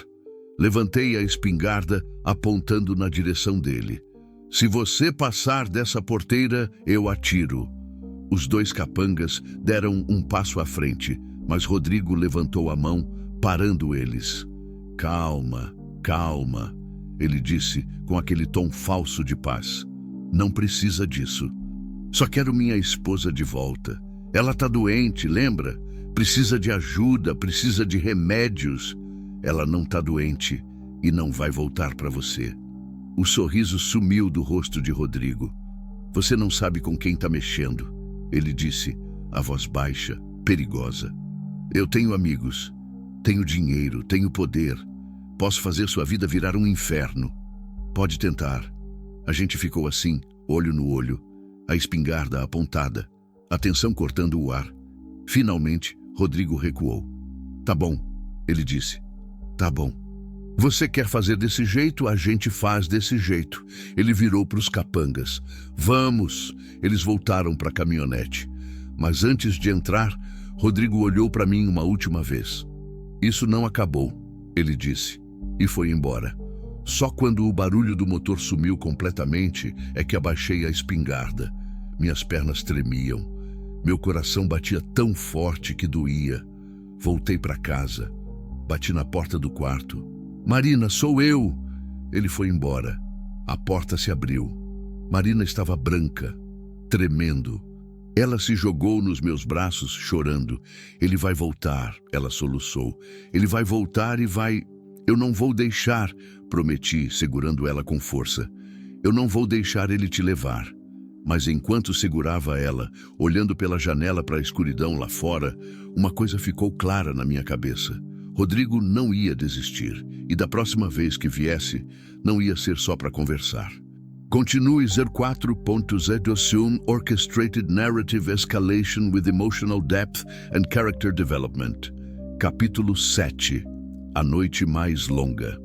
Aquela foi a noite mais longa da minha vida. Marina não conseguiu voltar para o quarto. Ficou na sala, sentada no sofá, abraçando os joelhos, olhando para a porta como se Rodrigo fosse arrombar ela a qualquer momento. Eu me sentei na cadeira em frente, a espingarda apoiada na parede ao meu lado, ao alcance da mão. Nenhum de nós dormiu. As horas se arrastavam. O relógio na parede marcava cada segundo com um tic-tac que parecia mais alto do que o normal. Lá fora, a noite estava quieta demais. Nem os grilos cantavam. Era como se até os bichos soubessem que algo ruim pairava no ar. "Você devia descansar", Marina disse, quebrando o silêncio. A voz dela estava rouca de tanto chorar. "Você também." "Não consigo. Toda vez que fecho os olhos, vejo ele. Vejo o que ele é capaz de fazer." Ela tremeu, mesmo com o calor da noite. "Álvaro, ainda dá tempo de você voltar atrás. Você pode me mandar embora, dizer para ele que eu saí, que você não sabe para onde fui. Ele vai acreditar." "Não vai não. Mas pelo menos você fica fora disso, fica seguro." Olhei para ela. Mesmo com o rosto inchado de chorar, com o medo estampado nos olhos, ela ainda pensava em me proteger. "Marina, escuta", falei, me inclinando para frente. "Eu já tô dentro disso. Não tem como voltar atrás. E mesmo se tivesse, eu não voltaria." "O por quê?" ela perguntou, a voz quebrando. "Por que você está fazendo isso? Eu não sou nada sua. Não sou família, não sou amiga, sou só uma estranha que apareceu na sua vida pedindo ajuda." "Você não é uma estranha", respondi. "Não mais." Então o que eu sou? A pergunta ficou suspensa no ar. Eu não tinha a resposta pronta. Não sabia como nomear o que Marina tinha se tornado em tão pouco tempo. Ela tinha chegado como uma estranha, é verdade. Mas em poucos dias tinha preenchido espaços vazios que eu nem sabia que existiam. A casa tinha barulho de novo, tinha cheiro de comida, tinha conversa, tinha propósito e tinha algo mais. Algo que eu não queria admitir para mim mesmo. Algo que me assustava tanto quanto a ameaça de Rodrigo. Você é alguém que está sob a minha proteção, falei finalmente. E enquanto você estiver aqui, nada de ruim vai acontecer com você. Eu prometo. Marina me olhou por um longo momento. Depois, levantou do sofá e veio até mim. Sentou no chão, perto da minha cadeira, e encostou a cabeça no meu joelho. Obrigada, ela sussurrou. Por tudo. Hesitei, mas depois coloquei a mão na cabeça dela, num gesto de conforto. Ficamos assim, em silêncio, esperando o amanhecer. O sol nasceu devagar, pintando o céu de tons alaranjados e rosados. Com a luz do dia, parte da tensão se dissipou. Rodrigo não tinha voltado durante a noite. Talvez estivesse só fazendo pressão psicológica. Talvez estivesse planejando o próximo movimento. Marina finalmente cochilou ali, no chão, com a cabeça ainda apoiada no meu joelho. Eu não me mexi para não acordá-la. Ela precisava descansar. Quando o sol já estava mais alto, ouvi passos na varanda. Minha mão foi automaticamente para a espingarda. Patrão! Era a voz do Toninho. Relaxei. Entra. Ele abriu a porta devagar, viu Marina dormindo, viu a espingarda, viu meu rosto cansado. Ele voltou? Perguntou baixinho. Voltou. Com 2 capangas. Fez ameaças, mas não tentou entrar. Toninho balançou a cabeça preocupado. Isso não vai terminar bem. Eu sei. O senhor ligou para o Chico? Ainda não. Vou ligar agora. Marina se mexeu, acordando. Ela levantou a cabeça, desorientada por um momento, quando viu onde estava, corou. Desculpa, eu... Tudo bem, interrompi. Como você tá? Cansada, mas viva. Ela se levantou, passando as mãos no rosto. Toninho deu um meio sorriso gentil para ela. Vou fazer café, Marina disse, indo para a cozinha. Enquanto ela mexia nas panelas, liguei para o Chico. Ele atendeu no segundo toque. Álvaro, ele voltou ontem à noite, com 2 homens. Fizeram o quê? Ameaças. Disse que ia buscar a esposa dele. Apontei a espingarda e eles recuaram, mas ele deixou claro que não acabou. Ouvi Chico soltar um palavrão baixo. Tá bem, vou acelerar o pedido da medida protetiva e vou mandar uma viatura passar aí de vez em quando, fazer ronda. Isso ajuda? Pode desencorajar, mas se ele quiser mesmo vir com violência, uma viatura não vai segurar. Então o que eu faço? O que você já está fazendo?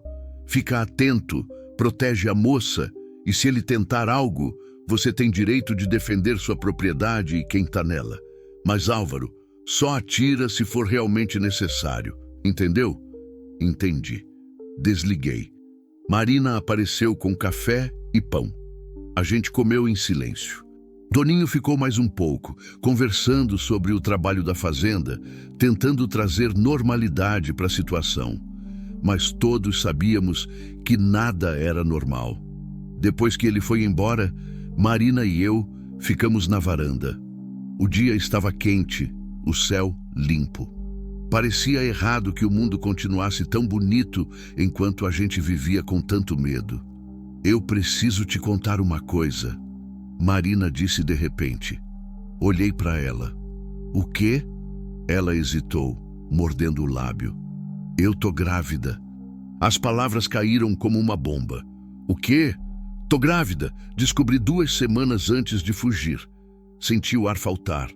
Marina, grávida, do filho de Rodrigo. Ele sabe? Perguntei. Ela balançou a cabeça. Não, eu não contei. Porque eu sabia que se ele soubesse, nunca mais ia me deixar sair de perto dele. Ia usar o bebê como corrente. Por isso você fugiu quando fugiu. Sim, Quando descobri, soube que tinha que tomar uma decisão. Não podia deixar meu filho crescer naquele ambiente. Não podia deixar ele aprender que é normal bater numa mulher, que é normal controlar, humilhar, destruir. As lágrimas escorriam pelo rosto dela. Eu sei que parece loucura. Fugir grávida, sem dinheiro, sem destino. Mas eu prefiro meu filho crescer sem nada do que crescer com aquele monstro como pai. Eu entendi completamente. Você fez o certo. Falei. Fiz? Fez. Você está protegendo seu filho. Não tem nada mais certo do que isso. Marina soluçou mais forte. Mas agora eu te coloquei numa situação ainda pior. Rodrigo vai estar procurando não só a esposa, ele vai estar procurando o filho dele. E quando descobrir, não vai descobrir. Interrompi. Porque não vamos deixar ele chegar perto. Álvaro, você não entende a gravidade disso. Um filho é propriedade para ele. Mais do que eu, ele nunca vai desistir. Então a gente nunca vai desistir de proteger vocês. Marina me olhou, os olhos vermelhos, mas cheios de algo que parecia esperança. Você disse vocês? Disse. Você está incluindo o bebê nisso também? Claro, é parte de você. Ela começou a chorar de novo, mas era diferente. Era alívio, era gratidão. Como eu posso te agradecer? Ela perguntou. Como eu posso? Você não precisa agradecer nada, só fica segura, fica viva. Isso é o suficiente. O dia passou sem incidentes, mas a tensão não diminuiu. Cada barulho nos fazia ficar atentos. Cada carro que passava longe na estrada principal nos fazia olhar. À tarde, Marina estava no curral com o Branquinho quando um carro que eu não conhecia entrou pela estrada da fazenda. Marina! Gritei da varanda. Pra dentro! Ela largou tudo e correu. Eu peguei a espingarda. O carro era um sedã preto, vidros fumê. Parou perto da casa. Meu dedo foi pro gatilho. A porta do motorista se abriu. Uma mulher desceu. Baixei a arma, confuso. Ela devia ter uns 60 anos, cabelos grisalhos presos num coque, roupas simples. Tinha uma pasta na mão. Senhor Álvaro? Ela chamou. Quem pergunta? Meu nome é Teresa, sou assistente social. O delegado Francisco me mandou aqui. Relaxei um pouco, mas não completamente. Pode provar? Ela abriu a carteira mostrando a identificação. Parecia legítima. Pode se aproximar. Permiti. Ela veio até a varanda. De perto, vi que tinha um olhar gentil, maternal. O delegado me contou sobre a situação da senhora Marina. Ela explicou. Vim oferecer assistência. Temos abrigos, recursos, programas de proteção para mulheres em situação de violência doméstica. Marina, chamei. Pode vir. Ela apareceu na porta, desconfiada. Teresa sorriu para ela. Não precisa ter medo, querida. Estou aqui para ajudar. As duas conversaram por quase 1 hora. Teresa explicou os programas disponíveis, os abrigos em outras cidades, as formas de conseguir documentos novos, proteção legal. O Sr. Álvaro tem sido muito generoso em te abrigar. Teresa disse. Mas talvez seja mais seguro para você ir para um local especializado. Temos seguranças, câmeras, protocolos. Marina olhou para mim. Eu não sei. É sua escolha, falei. Se você quiser ir, eu entendo. Ela ficou quieta por um longo momento. Posso pensar? Perguntou para Teresa. Claro, vou deixar meu cartão. Quando decidir, me liga. A qualquer hora. Depois que Teresa foi embora, Marina ficou na varanda segurando o cartão, pensativa. Você quer ir? Perguntei. Não sei. Esses lugares são seguros, mas são cheios de gente, de regras, de controle. Eu sei que é para proteção, mas depois de 5 anos sendo controlada, a ideia de entrar em outro lugar onde vão me dizer o que fazer, onde ir, quando sair, ela balançou a cabeça. Aqui eu me sinto livre, mesmo com todo o medo, eu posso respirar. Então fica. Mas e você? E o perigo que eu estou trazendo? Já falamos sobre isso. Eu aceitei o perigo quando aceitei você ficar. Marina guardou o cartão no bolso. Vou pensar mais, mas por enquanto quero ficar aqui, com você. Se você deixar, eu deixo. A noite caiu de novo, e com ela o medo voltou. Dessa vez, tomamos mais precauções. Tranquei todas as portas e janelas. Verifiquei a espingarda 2 vezes. Pedi para o Toninho ficar de olho na entrada da fazenda, armado também. Marina estava mais calma que na noite anterior, mas ainda tensa. A gente jantou pouco. Depois, sentamos na sala de novo. Álvaro, ela disse, se algo acontecer comigo, se Rodrigo conseguir me levar, você cuida do Branquinho? Nada vai acontecer com você. Mas se acontecer, Marina, por favor, só me promete. Ele é tudo que eu tenho de bom nessa história. Se eu não puder cuidar dele, quero que seja você. Suspirei. Eu prometo, mas não vai precisar. Ela assentiu, mais tranquila. As horas passaram. 00:00, 1h, 2h. Foi quando ouvi um barulho, do lado de fora, perto do galpão. Peguei a espingarda, levantei devagar. O que foi? Marina sussurrou. Fica aqui. Fui até a janela, espiei pelas cortinas. A luz da lua iluminava o terreiro. Não vi nada. Outro barulho. Mais perto agora, perto da cerca do curral. Alguém estava lá. Marina, vai pro quarto. Tranca a porta. Não sai por nada. Álvaro, vai. Ela obedeceu. Abri a porta da frente devagar. O ar da noite estava frio agora. Saí pro alpendre, a espingarda em punho. Quem tá aí? Gritei. Se identifica. Silêncio. Depois, uma risada. Vinda da escuridão perto do galpão.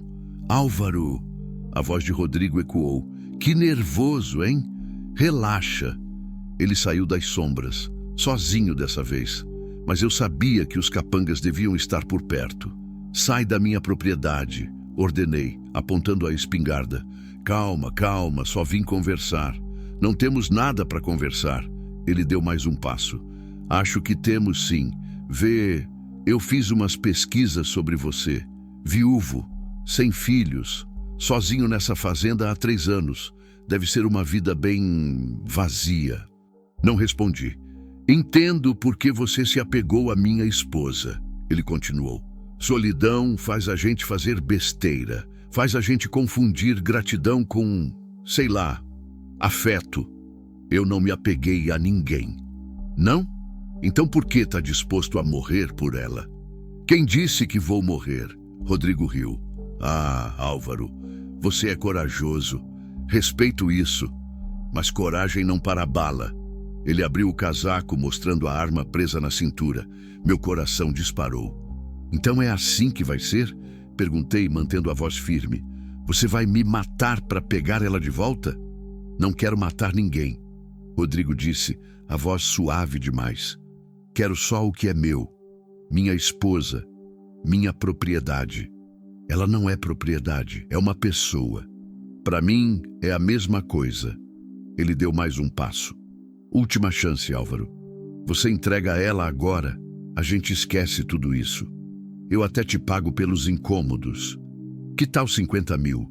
100 mil? Ela não tá à venda. O rosto de Rodrigo endureceu. Então você escolheu o caminho difícil. Ele fez um gesto. Das sombras, os 2 capangas surgiram. Um de cada lado. Estavam armados. Merda! Toninho! Gritei. Um tiro estourou, vindo do lado de onde Toninho devia estar. Ele caiu. Ouvi o grito de dor. Toninho! Outro homem saiu das sombras. Um quarto. Eles tinham vindo preparados. Parece que seu amigo não vai poder ajudar, Rodrigo disse com aquele sorriso frio. Eu estava cercado. 3 homens armados, mais Rodrigo. Toninho caído. Marina escondida lá dentro. Era agora. Fazer ou morrer. Apontei a espingarda para o homem mais próximo e atirei. E o inferno começou. Continuo 4.04 Balanced Narrative Tension with Content Restraint Guidelines. Capítulo 8. O preço da liberdade. O tiro da espingarda ecoou pela fazenda cortando a noite. O capanga mais próximo caiu, gritando, segurando a perna. Não tive tempo de pensar. Só agi. Joguei meu corpo para trás, para o alpendre, quando os outros começaram a atirar.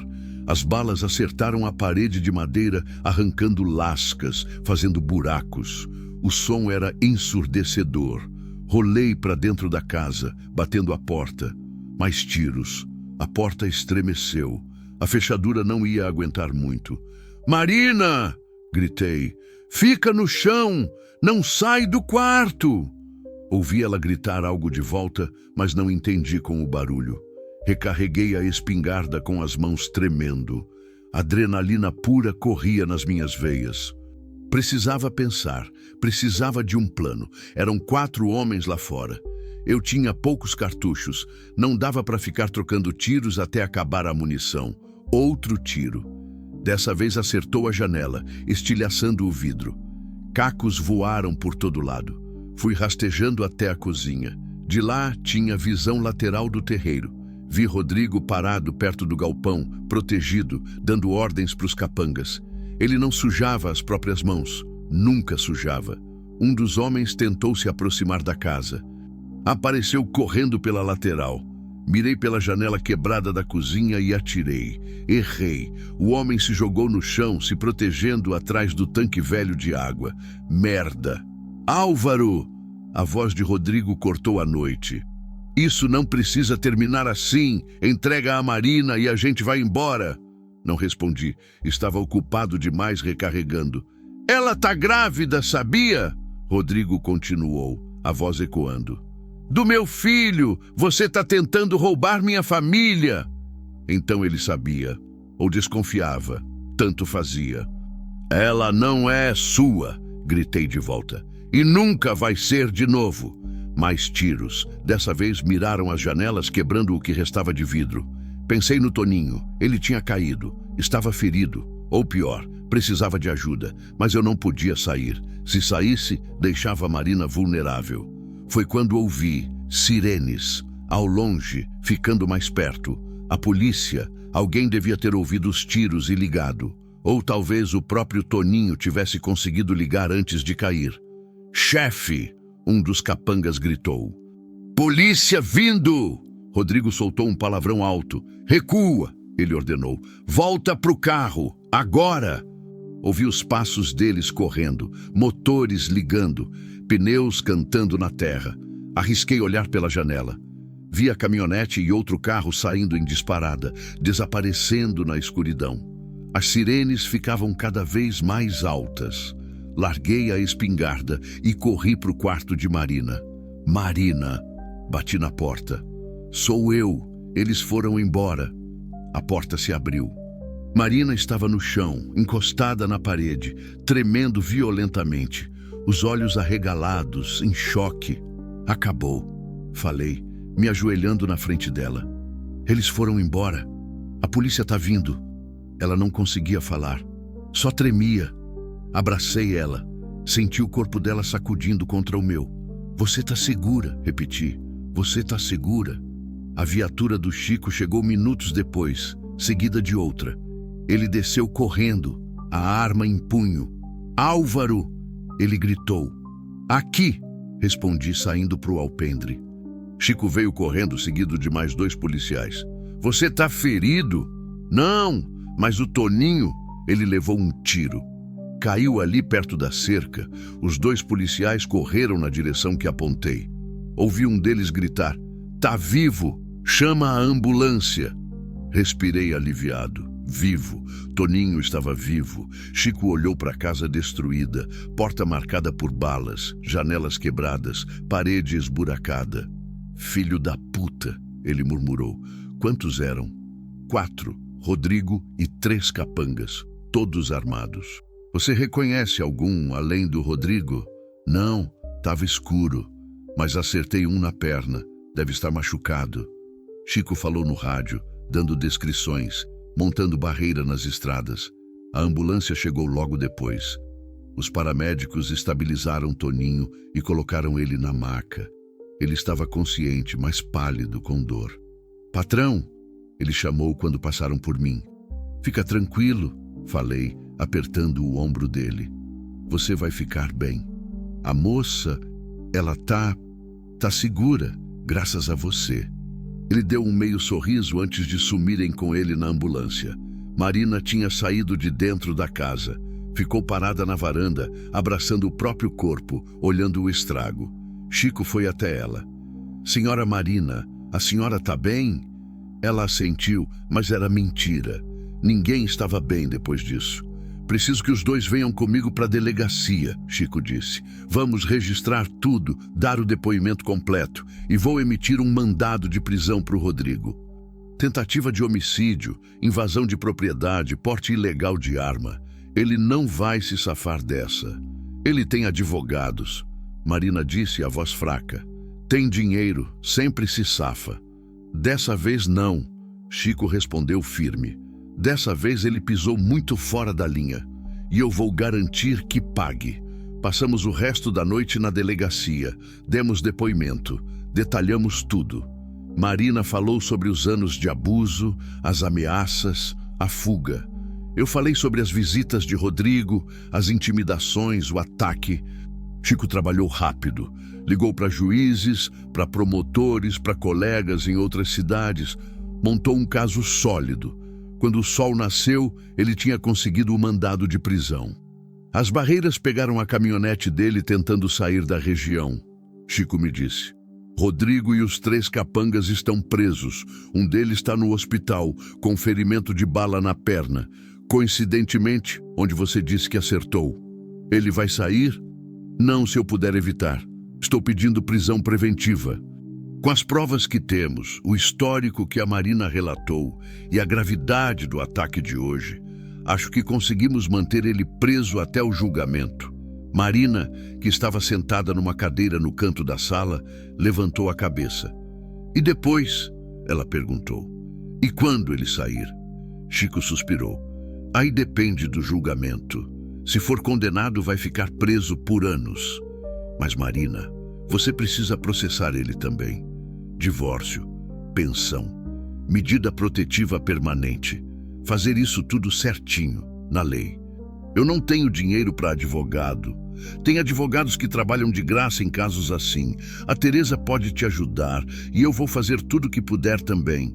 Marina olhou para mim. E você? O que vai acontecer com você? Comigo? Repeti. Nada. Eu estava defendendo minha propriedade. É legítima defesa. Exatamente, Chico confirmou. Álvaro está do lado certo da lei. Rodrigo, que não tá. Quando voltamos para a fazenda já era meio-dia. O sol queimava forte. A casa estava do jeito que tínhamos deixado, destruída, marcada pela violência da noite anterior. Marina parou na frente, olhando. Eu fiz isso, ela disse, a voz carregada de culpa. Destruí sua casa. Coloquei você em perigo. Quase te matei. Você não fez nada, respondi. Foi tudo ele. Mas se eu não tivesse vindo... Se você não tivesse vindo, eu ainda estaria aqui. Sozinho. Vazio. Esperando os dias passarem. Olhei para ela. Você não destruiu minha vida, Marina. Você me lembrou que ainda tenho uma vida para viver. Ela começou a chorar, não de tristeza, de exaustão, de alívio, de tudo junto. Passei o braço em volta dela. Vem, vamos ver o branquinho, ele deve estar preocupado. Fomos até o curral. O bezerro estava inquieto, andando de um lado para o outro. Quando viu Marina, correu até a cerca, mugindo. Ela entrou no curral e abraçou o pescoço dele. O branquinho encostou a cabeça nela, como se soubesse que ela precisava de conforto. Fiquei ali, apoiado na cerca, observando. Aquela mulher tinha chegado na minha fazenda fazendo dias, desesperada, pedindo ajuda para salvar um bezerro. E desde então tinha virado meu mundo de cabeça para baixo. Tinha trazido perigo, tinha trazido medo, tinha trazido violência, mas também tinha trazido vida, tinha trazido propósito, tinha trazido algo que eu pensava ter perdido quando Célia morreu. Esperança. Nos dias que seguiram, a fazenda virou um canteiro de obras. Consertamos as janelas, remendamos a parede, trocamos a porta. Marina insistiu em ajudar, mesmo grávida, mesmo cansada. Eu preciso fazer alguma coisa, ela disse. Preciso me sentir útil. Então ela pintou as paredes, organizou a casa, plantou flores na frente, flores que Célia tinha adorado e que eu tinha deixado morrer. O Toninho voltou depois de uma semana no hospital.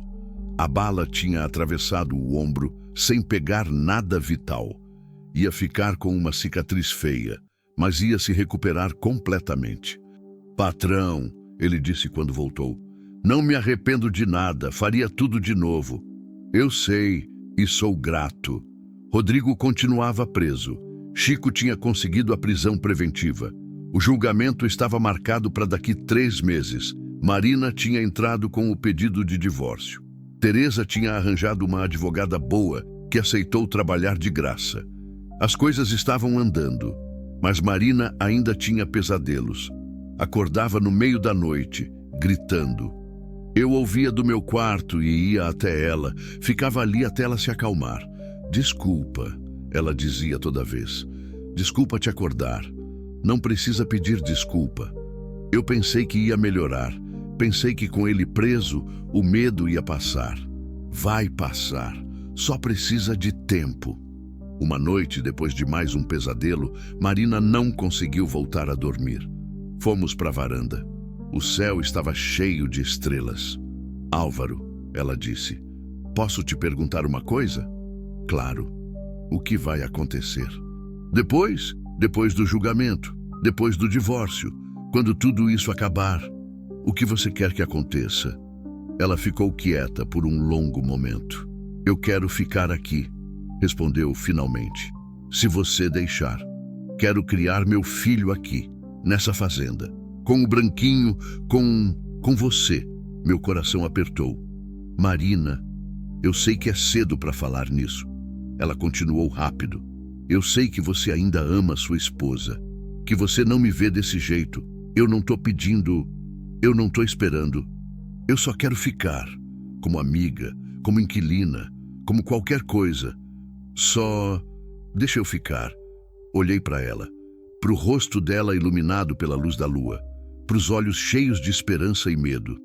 Você pode ficar, falei, pelo tempo que quiser. Ela sorriu. Um sorriso verdadeiro, grande, bonito.